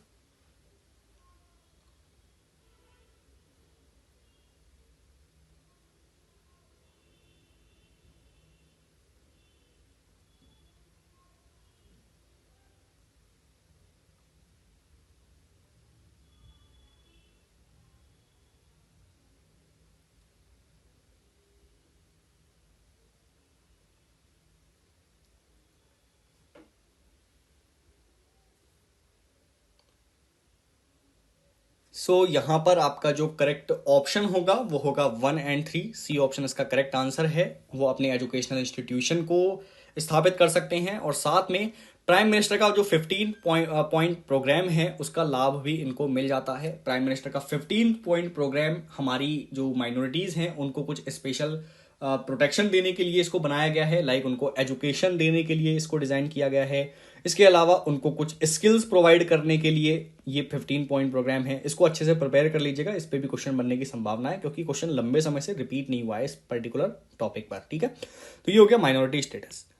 नेक्स्ट यहां पर जो आपका टॉपिक है उसमें बोला गया है कि कोई भी एजुकेशनल इंस्टीट्यूशन ये क्लेम नहीं कर सकता कि गवर्नमेंट से सहायता प्राप्त करना उनका फंडामेंटल राइट है। ऑनरेबल सुप्रीम कोर्ट की ये टिप्पणी है। ठीक है, तो इसीलिए ये न्यूज में आ गया है। अब सुप्रीम कोर्ट का ऑब्जर्वेशन क्या है?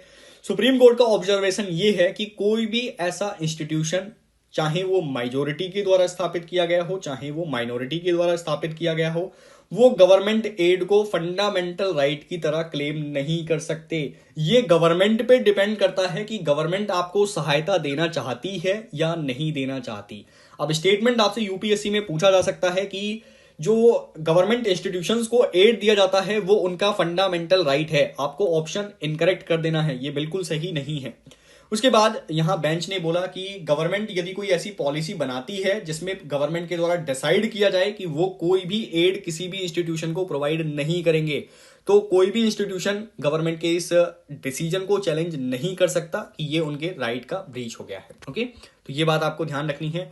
उसके बाद आर्टिकल 29 और 30 पर हम लोग पहले से ही काफी अच्छा सा डिस्कशन कर चुके हैं। दोबारा से डिस्कशन करने का कोई यहाँ रेलेवेंस रह नहीं जाता है।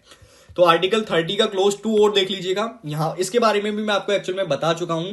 आर्टिकल 30 के क्लोज 2 में ये बोला गया है कि कोई भी एजुकेशनल इंस्टीट्यूशन हो, चाहे वो माइनॉरिटी का हो या मेजोरिटी का हो या वो लैंग्वेज के बेसिस पर डिजाइन किया गया हो या फिर किसी भी बेसिस पर उसको बनाया गया हो, उसके बीच में कोई भी डिस्क्रिमिनेशन नहीं किया जाएगा। यदि आप ग्रांट प्रोवाइड करते हैं तो सबको इक्वल मैनर में ग्रांट प्रोवाइड करेंगे। ठीक है, ये आर्टिकल 30 क्लोज 2 हो गया। इसमें कोई भी खास क्वेश्चन नहीं है, इसके बारे में हम क्वेश्चन पहले भी डिस्कस कर चुके हैं। Next is amendability of preamble. Sir preamble topic आपका आ चुका है और प्रियम्बल में अमेंडमेंट को लेकर हमेशा से कोई ना कोई प्रश्न आता ही रहता है। कहीं ना कहीं प्रियम्बल को चैलेंज किया जाता रहता है, तो इसीलिए अब यहां पर अच्छे से समझना है आपको प्रियम्बल के बारे में, आखिर ये न्यूज में क्यों है। तो रिसेंटली एक प्राइवेट मेंबर ने बिल प्रस्तुत किया था राज्यसभा में और उनके द्वारा प्रियम्बल में अमेंडमेंट करने की मांग की गई है। तो यहाँ 2-3 चीजें हमारे लिए महत्वपूर्ण रहेंगी। एक तो प्राइवेट मेंबर बिल क्या होता है, इसके बारे में भी मैं आपको थोड़ी देर में बताऊंगा। बट एक्चुअल में आप ये देखिए कि आखिर ये जो व्यक्ति है प्राइवेट मेंबर, ये क्या अमेंड करना चाहता है हमारे कॉन्स्टिट्यूशन की प्रियम्बल में। इसके बाद हम डिस्कस ये भी करेंगे कि आखिर प्रियम्बल को अमेंड करने की प्रोसेस क्या है और इसका क्या स्टेटस है वर्तमान समय में हमारे कॉन्स्टिट्यूशन में। सो यहां पर आप अगर देखेंगे इस बिल में क्या मांग की गई है, तो ये हमारे लिए इंपॉर्टेंट नहीं है कि कौन सी पार्टी के मेंबर हैं या फिर वो कहां से आते हैं या उनका नाम क्या है। हमारे लिए ये इंपॉर्टेंट है कि उन्होंने क्या अमेंडमेंट करने की डिमांड की है। तो इन्होंने डिमांड की है जो हमारे प्रियम्बल में लिखा हुआ है, equality of status and opportunity. वो चाहते हैं इसको रिप्लेस किया जाए एक न्यू लाइन के साथ जिसमें लिखा है equality of status and of opportunity to be born, to be fed, to be educated, to get a job and to be treated with dignity. मतलब जो हमारे संविधान में प्रस्तावना के अंतर्गत इक्वालिटी प्रोवाइड की जा रही है, वो इक्वालिटी किन किन चीजों को शामिल करेगी? वो जन्म से इक्वालिटी को शामिल करेगी, खाने की इक्वालिटी को, उसके बाद एजुकेटेड जॉब प्राप्त करना, डिग्निटी प्राप्त करना, इन सभी मैटर्स में आपको इक्वालिटी प्रोवाइड की जाएगी, ऐसा वो अमेंड करवाना चाहते हैं। उसके बाद एक और वर्ड में भी ये अमेंडमेंट करना चाहते हैं, सोशलिस्ट। सोशलिस्ट वर्ड को हमारे जो है इंडियन कॉन्स्टिट्यूशन में शामिल किया गया था 42nd कॉन्स्टिट्यूशनल अमेंडमेंट एक्ट के द्वारा। तो इसको भी वो रिप्लेस करना चाहते हैं, इसको इक्विटेबल वो शब्द बनाना चाहते हैं, क्योंकि हमारा जो संविधान का सोशलिस्ट नेचर है वो एक्चुअल में वेस्टर्न सोशलिज्म पर बेस्ड नहीं है, हमारा एक डिफरेंट सोशलिज्म है, जिसको वो इक्विटेबल वर्ड से रिप्लेस करना चाहते हैं। क्योंकि जब आप टर्म सुनते हैं सोशलिस्ट तो ऐसे में एक कंफ्यूजन क्रिएट होता है कि ये सोशलिस्ट क्या वेस्टर्न वाला है या ये कुछ नया है, तो इसीलिए इक्विटेबल शब्द यहां इन्होंने डिमांड की है। उसके बाद इन्होंने कुछ एडिशन की भी डिमांड की है, प्रियम्बल के ऑब्जेक्टिव्स में हम कुछ न्यू चीजें ऐड करें, जैसे एक्सेस टू इंफॉर्मेशन टेक्नोलॉजी। वर्तमान समय का जो युग है वो आईटी का युग है, तो ऐसे में हमें इसको इंक्लूड करना चाहिए एज अ कॉन्स्टिट्यूशनल ऑब्जेक्टिव। उसके बाद happiness is very very important.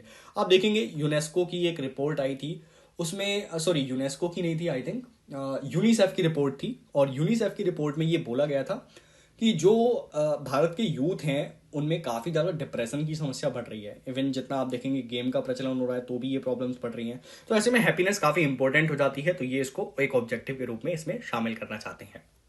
उसके बाद यदि अमेंडेबिलिटी की बात करें, क्या अमेंडमेंट पॉसिबल है प्रियम्बल में, तो सर बिल्कुल पॉसिबल है, क्योंकि प्रियम्बल जो है वो कॉन्स्टिट्यूशन का पार्ट है, और अगर आप इसमें अमेंडमेंट करना चाहते हैं तो ये केवल आर्टिकल 368 के माध्यम से ही पॉसिबल है। बट आपको ये ध्यान रखना पड़ेगा कि प्रियम्बल में अमेंडमेंट करते समय किसी भी तरीके से बेसिक स्ट्रक्चर को वायलेट नहीं किया जा सकता, अदरवाइज सुप्रीम कोर्ट इसको स्ट्रक डाउन कर देगा। अभी तक के इतिहास की बात करें तो प्रियम्बल में एक ही बार अमेंडमेंट किया गया है, और वो है 42nd कॉन्स्टिट्यूशनल अमेंडमेंट एक्ट, और यहां 3 वर्ड्स जोड़े गए थे जिसमें सोशलिस्ट, सेकुलर और इंटीग्रिटी शामिल है।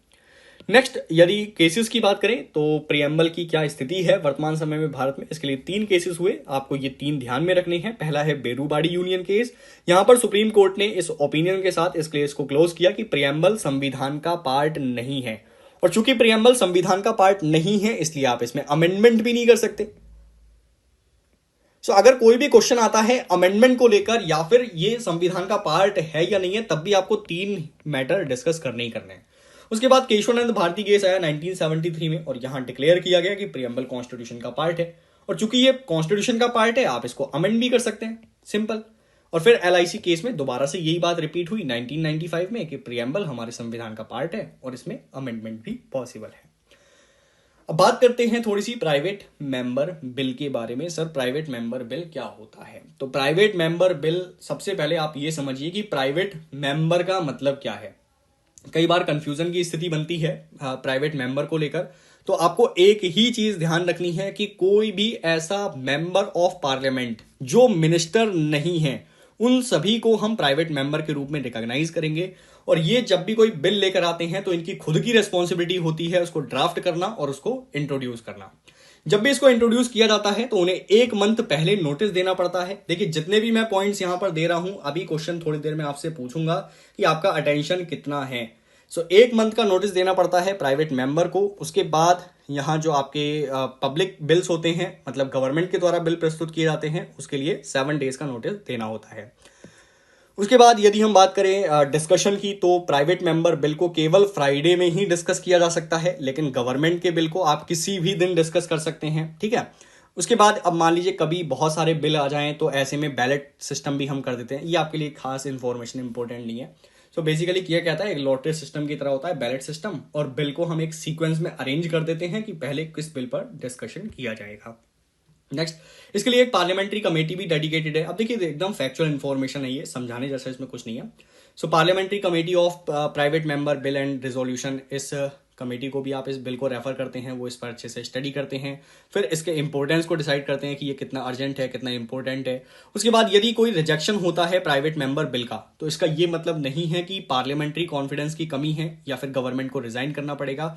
इससे कोई रिजाइन आपको नहीं करना पड़ता है। लेकिन in case of government bill, अगर गवर्नमेंट बिल रिजेक्ट हो रहा है तो ऐसी कंडीशन में ये दिखा रहा है कि गवर्नमेंट का कॉन्फिडेंस पार्लियामेंट में कम हो रहा है, और इसी के बेसिस पर आप नो कॉन्फिडेंस मोशन लेकर आ सकते हैं। ठीक है, तो ये गवर्नमेंट को रिजाइन करने का एक आधार बन सकता है। इसके अलावा एक मनी बिल के बारे में आपको इंफॉर्मेशन दे देता हूं।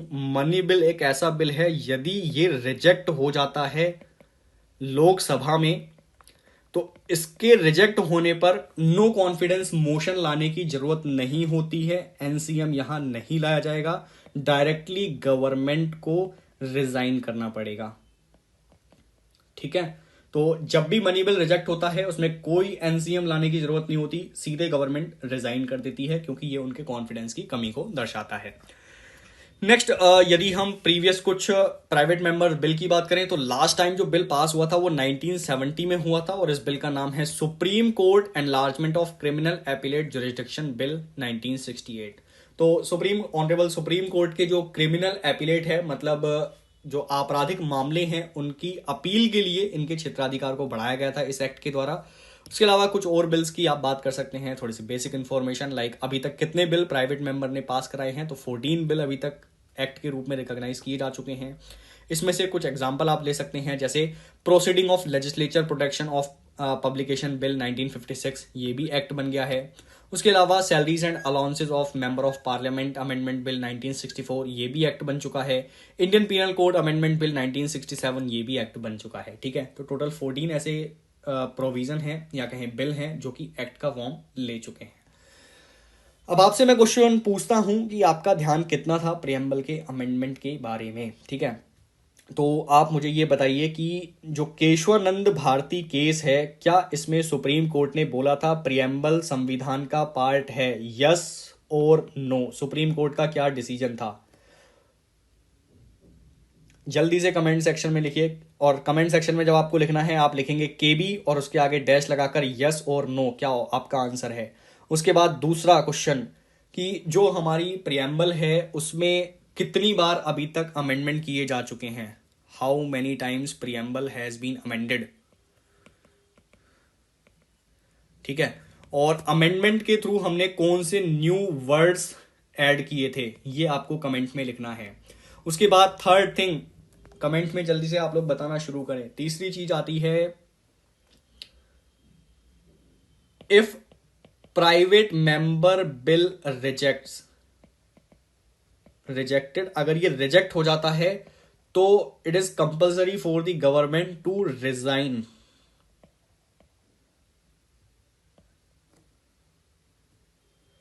एक सेकेंड,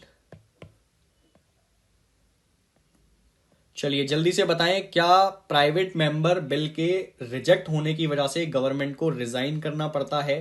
इसमें आपको यस और नो बताना है।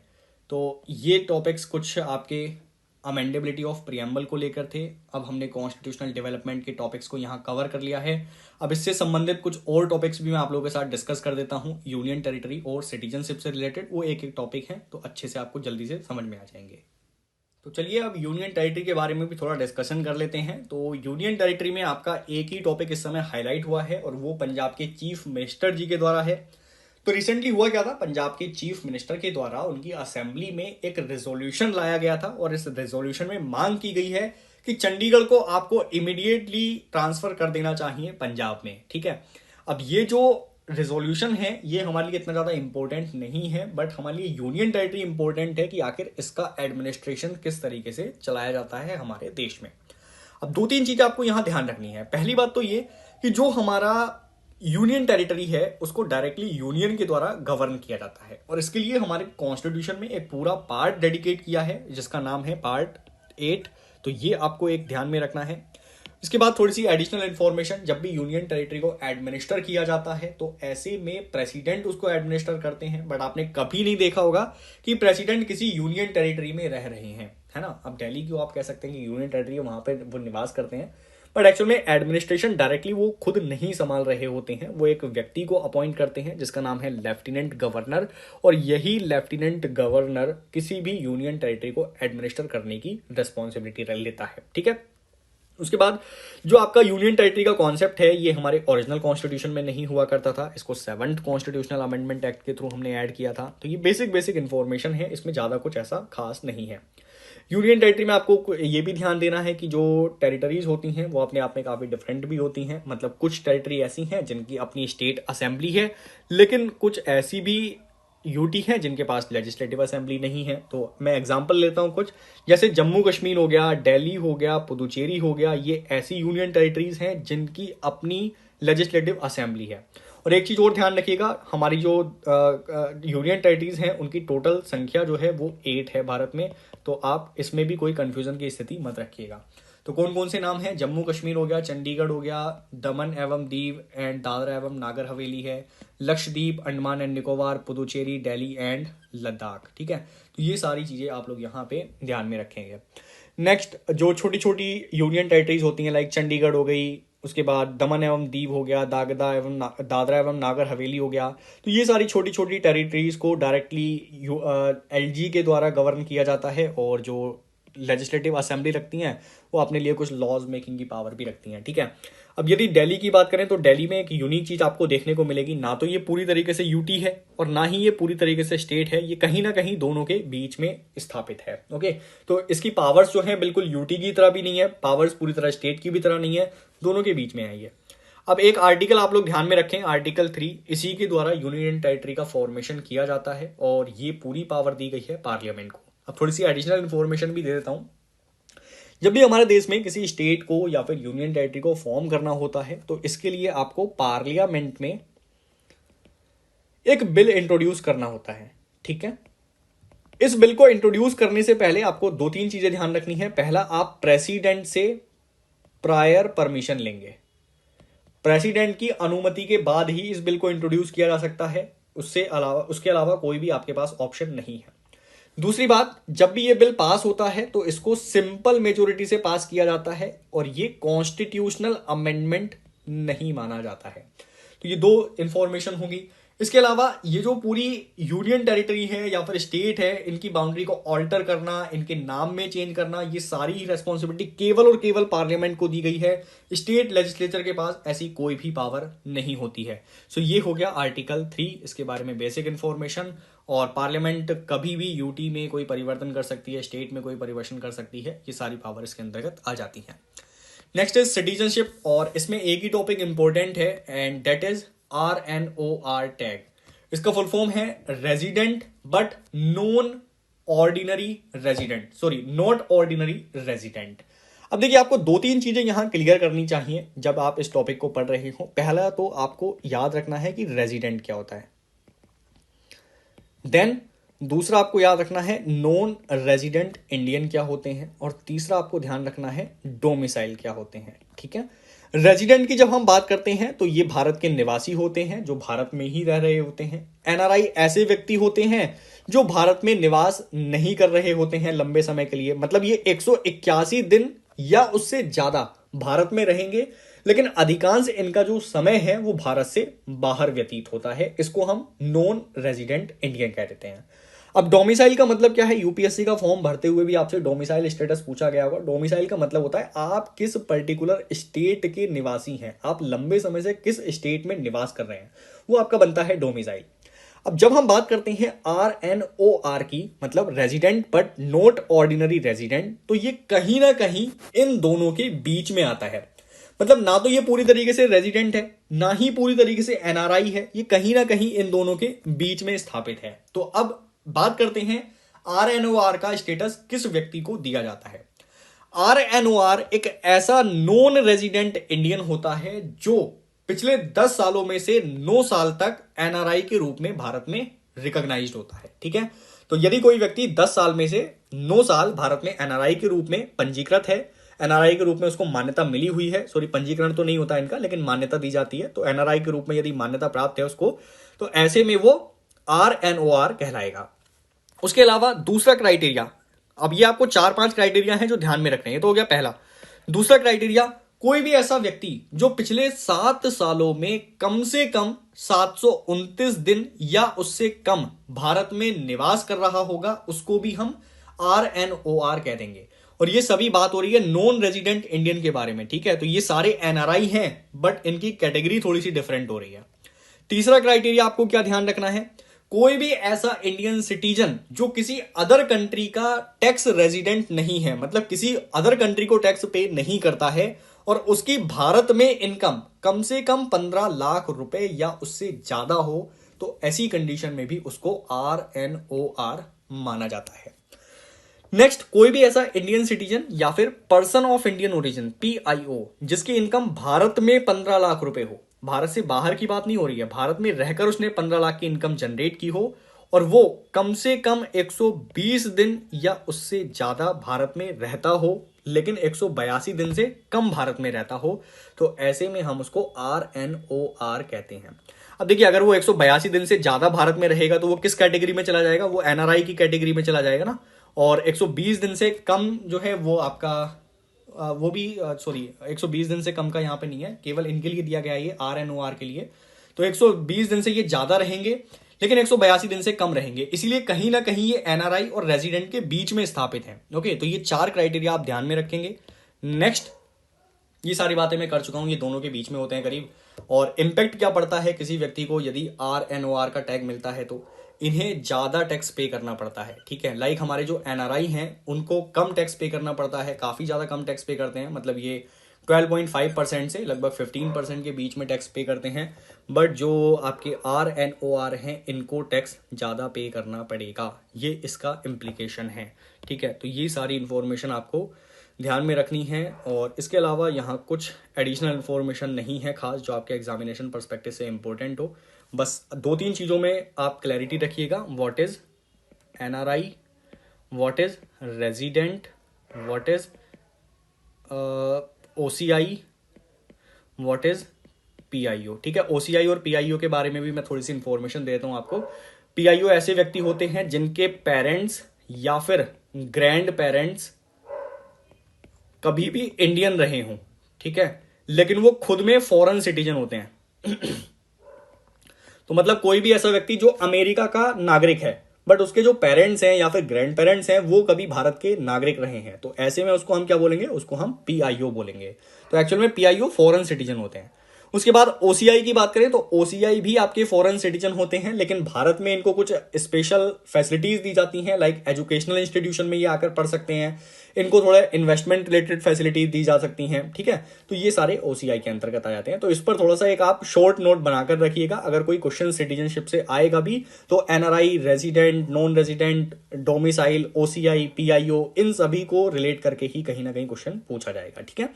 तो ये आपका टॉपिक यहाँ फिनिश हो जाता है। चलिए आप क्विकली रिवाइज कर लेते हैं उन सभी टॉपिक्स को जो हमने आज के लेक्चर में डिस्कस किए हैं। तो सबसे पहले हमने डिस्कस किया था फंडामेंटल ड्यूटी। फंडामेंटल ड्यूटीज हमारे कॉन्स्टिट्यूशन में 42nd कॉन्स्टिट्यूशनल अमेंडमेंट एक्ट के थ्रू 1976 में इंट्रोड्यूस किए गए थे, और इसके लिए रिकमेंडेशन दी थी स्वर्ण सिंह कमेटी ने, और ये संविधान के पार्ट 4A में रखे गए हैं।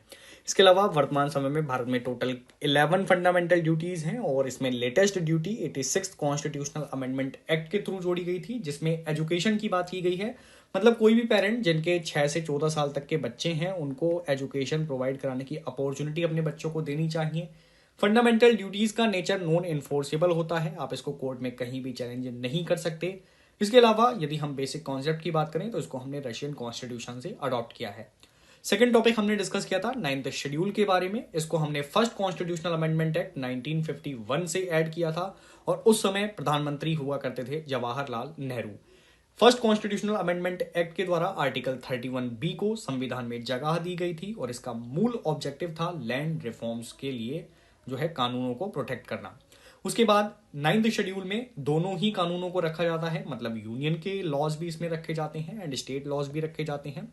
सुप्रीम कोर्ट ने एक डिसीजन दिया था, लैंडमार्क डिसीजन है IR कोएहलो केस 2007 या 6 में ये आया था, इसको ध्यान रखिएगा थोड़ा सा। इसमें सुप्रीम कोर्ट ने डिसीजन दिया था कि यदि कोई भी लॉ जो 9th शेड्यूल में रखा गया है और वो 1973 के बाद 9th शेड्यूल में शामिल हुआ है, और वो कानून यदि बेसिक स्ट्रक्चर या फंडामेंटल राइट का वायलेशन करता है तो सुप्रीम कोर्ट उसका जुडिशियल रिव्यू कर सकता है। ठीक है, नेक्स्ट टॉपिक हमने डिस्कस किया था first constitutional amendment act. Again 1951 में ये कॉन्स्टिट्यूशन अमेंडमेंट एक्ट लाया गया था और उस समय हमारे प्रधानमंत्री थे जवाहरलाल नेहरू। इस एक्ट के थ्रू हमने बहुत सारे आर्टिकल्स को ऑल्टर किया था, जैसे आर्टिकल 15 क्लोज 3, इसके बाद आर्टिकल 46, 341, 342, 376 एंड 372। अब यहां पर कुछ स्पेशल प्रोविजन भी इसके माध्यम से जोड़े गए थे सॉरी, जैसे कि socially and educationally backward class के लिए कुछ स्पेशल प्रोविजन करना, या फिर SC एंड ST के प्रमोशन के लिए कुछ प्रोविजन करना। इसके अंतर्गत 3 न्यू लिमिटेशंस लगाए गए थे speech on freedom of speech and expression पर, जिसमें पब्लिक ऑर्डर आ जाएगा, इंसाइटमेंट ऑफ ऑफेंस आ जाएगा, उसके बाद फ्रेंडली रिलेशन को यदि आप अफेक्ट करते हैं किसी और कंट्री के साथ तो आपको freedom of speech and expression नहीं दिया जाएगा। उसके अलावा जजेस को यहां मना किया गया, जो भारतीय नहीं है वो हाई कोर्ट के चीफ जस्टिस के रूप में अपॉइंट नहीं हो सकते और उन्हें किसी भी अदर कोर्ट में जजेस के रूप में जगह नहीं दी जा सकती। प्रेसिडेंट पर भी एक लिमिटेशन लगाया गया था कि प्रेसिडेंट संविधान लागू होने के 3 वर्ष के भीतर किसी भी लॉ में कोई मॉडिफिकेशन नहीं कर सकते। तो ये फर्स्ट कॉन्स्टिट्यूशनल अमेंडमेंट एक्ट है। उसके बाद हमने doctrine of pith and substance को डिस्कस किया था। इसका मतलब होता है किसी लॉ के ट्रू नेचर को जानना। यदि किसी लॉ में एक्सीडेंटली यदि पावर को एक्सरसाइज कर लिया जाता है, मतलब मान लीजिए कोई स्टेट है वो अगर इस यूनियन की किसी पावर को एक्सरसाइज कर लेता है एक्सीडेंटली, तो सुप्रीम कोर्ट उस लॉ को अनकॉन्स्टिट्यूशनल डिक्लेयर नहीं करेगा। वहां पे लॉ का ट्रू नेचर देखा जाता है, इसी को कहते हैं doctrine of pith and substance. Then हमने डिस्कस किया था 91st कॉन्स्टिट्यूशनल अमेंडमेंट एक्ट 2003 और यहां बताया गया था कि काउंसिल ऑफ मिनिस्टर की मैक्सिमम स्ट्रेंथ जो होगी वो 15% ऑफ लेजिस्लेटिव असेंबली होगी और इसमें चीफ मिनिस्टर भी शामिल होते हैं। साथ में जब हम स्टेट काउंसिल ऑफ मिनिस्टर की बात करते हैं तो 91st कॉन्स्टिट्यूशनल अमेंडमेंट एक्ट यहां की मिनिमम स्ट्रेंथ भी बताता है, जो केवल 12 है। यहां परसेंटेज नहीं है, परसेंटेज केवल मैक्सिमम स्ट्रेंथ में ही शामिल है। उसके बाद यूनियन काउंसिल ऑफ मिनिस्टर की बात करें तो ये 15% डिसाइड की गई है लोकसभा का, और यहां पर कोई भी मिनिमम स्ट्रेंथ की बात article 91st constitutional amendment act में नहीं की गई है। ठीक है, उसके बाद 2 आर्टिकल भी यहाँ रेफरेंस हमने लिया था। आर्टिकल 75 जो यूनियन की काउंसिल ऑफ मिनिस्टर के बारे में बात करता है, जिसमें प्राइम मिनिस्टर का अपॉइंटमेंट होता है राष्ट्रपति के द्वारा और बाकी जो मिनिस्टर हैं वो राष्ट्रपति प्राइम मिनिस्टर की रिकमेंडेशन पर उनको जगह देते हैं। ठीक है, उसके बाद हमने आर्टिकल 164 का जिक्र किया था जो कि स्टेट के काउंसिल ऑफ मिनिस्टर के बारे में है। नेक्स्ट टॉपिक हमने डिस्कस किया था माइनॉरिटी स्टेटस के बारे में और हमने यहाँ देखा था कि 2 आर्टिकल संविधान में माइनॉरिटी के लिए रखे गए हैं। आर्टिकल 29 जो कि कहता है कि किसी भी व्यक्ति को अपने कल्चर, लैंग्वेज और उनके जो डिस्टिंक्ट फीचर है उनको प्रोटेक्शन करने का राइट होगा। आर्टिकल 30 में माइनॉरिटी एजुकेशनल इंस्टीट्यूशन की बात हुई थी, उसको ये बना सकते हैं, स्थापित कर सकते हैं। उसके बाद 2 टाइप की माइनॉरिटी को हमारे कॉन्स्टिट्यूशन में रिकॉग्नाइज किया गया है, जिसको हम रिलीजियस एंड लिंग्विस्टिक माइनॉरिटी कहते हैं। 1993 में हमारे देश में एक माइनॉरिटी के लिए कमीशन भी बना था और ये एक स्टैट्यूटरी कमीशन है। उसके बाद 6 रिलीजियस माइनॉरिटी भी हमारे यहाँ रिकॉग्नाइज की गई हैं, जिसमें मुस्लिम, सिख, ईसाई, बौद्ध, जैन और पारसी आते हैं। इनमें से 1993 में 5 कम्युनिटीज को जगह दी थी, जबकि 2004 में हमने जैन को भी इसमें शामिल किया था। 2014 में। नेक्स्ट थिंग प्रियम्बल हमने डिस्कस किया था और प्रियम्बल में हमने इक्वालिटी के बारे में देखा कि इसमें अमेंडमेंट करने की बात की गई है। सोशलिस्ट टर्म को इक्विटेबल टर्म से रिप्लेस करने की बात की गई है। इसमें कुछ न्यू ऑब्जेक्टिव्स को जोड़ने की बात की थी, जैसे एक्सेस टू इंफॉर्मेशन टेक्नोलॉजी और हैप्पीनेस। उसके बाद अगर अमेंडमेंट की बात करें तो प्रियम्बल में अमेंडमेंट केवल आर्टिकल 368 के थ्रू ही पॉसिबल है और यदि आप इसमें अमेंडमेंट करना चाहते हैं तो आपको स्पेशल मेजोरिटी की आवश्यकता होती है। प्रियम्बल में जब भी अमेंडमेंट होगा तो आपको बेसिक स्ट्रक्चर के प्रिंसिपल को फॉलो करना पड़ेगा। आप कभी भी बेसिक स्ट्रक्चर को वायलेट नहीं कर सकते। ये प्रिंसिपल केशवानंद भारती केस के अंतर्गत सुप्रीम कोर्ट के द्वारा दिया गया था। यदि हम अमेंडेबिलिटी की बात करें तो इसकी पॉसिबिलिटीज के लिए हमें 3 केसेस ध्यान रखने होते हैं। एक है बेरूबाड़ी यूनियन केस, जिसमें ऑनरेबल सुप्रीम कोर्ट ने बोला था कि प्रियम्बल संविधान का पार्ट नहीं है। केशवानंद भारती केस में इस डिसीजन को चेंज किया गया और यहां ऑनरेबल सुप्रीम कोर्ट ने बोला कि हमारा प्रियम्बल कॉन्स्टिट्यूशन का पार्ट है और इसमें अमेंडमेंट भी किया जा सकता है। सेम डिसीजन दिया गया था LIC ऑफ इंडिया केस में। नेक्स्ट थिंग हमने डिस्कस की थी प्राइवेट मेंबर बिल के बारे में, और प्राइवेट मेंबर में हमने देखा था कि कोई भी व्यक्ति जो मिनिस्टर नहीं है उसको हम प्राइवेट मेंबर कहते हैं। ये जब भी कोई बिल लेकर आते हैं तो इन्हें 30 डेज पहले नोटिस देना पड़ता है, और जब भी इस बिल पर डिस्कशन होता है तो ये डिस्कशन केवल फ्राइडे को ही हो सकता है। और अभी तक केवल 14 ही ऐसे बिल हैं जो लॉ बने हैं, प्राइवेट मेंबर के द्वारा लाए गए जो बिल्स हैं वो केवल 14 हैं जो कि लॉ का रूप ले चुके हैं। लास्ट टाइम जो बिल पास हुआ था प्राइवेट मेंबर के द्वारा वो 1970 में पास हुआ था, और उस बिल का नाम है supreme court enlargement of criminal appellate jurisdiction bill 1968। फिर हमने अगला चैप्टर डिस्कस किया था यूनियन टेरिटरी का। इसमें हमने देखा था कि यूनियन टेरिटरी का एडमिनिस्ट्रेशन हमारे प्रेसिडेंट के द्वारा चलाया जाता है, और यूटी के बारे में जो प्रोविजन है वो संविधान के पार्ट 8 में रखे गए हैं, और टोटल हमारे देश में 8 यूटी हैं। तो पार्ट 8 एंड टोटल 8 यूटी, ऐसे आप इसको याद रख सकते हैं। यदि हम लेजिस्लेटिव असेंबली की बात करें, कौन कौन सी यूटी में लेजिस्लेटिव असेंबली है, तो वर्तमान समय में जम्मू कश्मीर, दिल्ली और पुदुचेरी 3 यूनियन टेरिटरी में लेजिस्लेटिव असेंबली है। इसके अलावा बाकी सभी जो यूनियन टेरिटरी हैं उसको एडमिनिस्टर किया जाता है आपके प्रेसिडेंट के द्वारा डायरेक्टली। और ये जो बाकी यूनियन टेरिटरी होती है यहाँ पर लेफ्टिनेंट गवर्नर होते हैं जो इनको एडमिनिस्टर करने का काम करते हैं। नेक्स्ट टॉपिक हमने डिस्कस किया था RNOR टैग। तो RNOR कौन होते हैं, इसके लिए 4 क्राइटेरियाज हमने देखे थे। कोई भी ऐसा नॉन रेजिडेंट इंडियन जो पिछले 10 सालों में से 9 साल भारत में निवास करता हो। उसके बाद जो टोटल लास्ट 7 ईयर्स में से 729 दिन या उससे कम भारत में निवास करता हो वो भी RNOR कहलाएगा।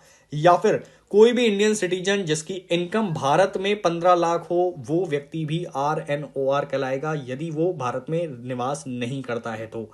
नेक्स्ट हमने देखा था इंडियन सिटीजन और PIO जो कि 15 लाख कमाता है इंडिया में और कम से कम 120 दिन रहता है या उससे ज्यादा रहता है, लेकिन अधिकतम 182 दिन रहता है या उससे कम रहता है, तो इस व्यक्ति को भी हम RNOR के रूप में रिकॉग्नाइज करेंगे। इसका इम्प्लीकेशन ये होता है कि जो भी व्यक्ति RNOR के रूप में रिकॉग्नाइज किया जाता है उसको ज्यादा टैक्स पे करना पड़ता है। तो ये थी हमारी पूरी समरी आज के लेक्चर की। अब मिलते हैं न्यू लेक्चर में न्यू टॉपिक्स के साथ। Thank you so much.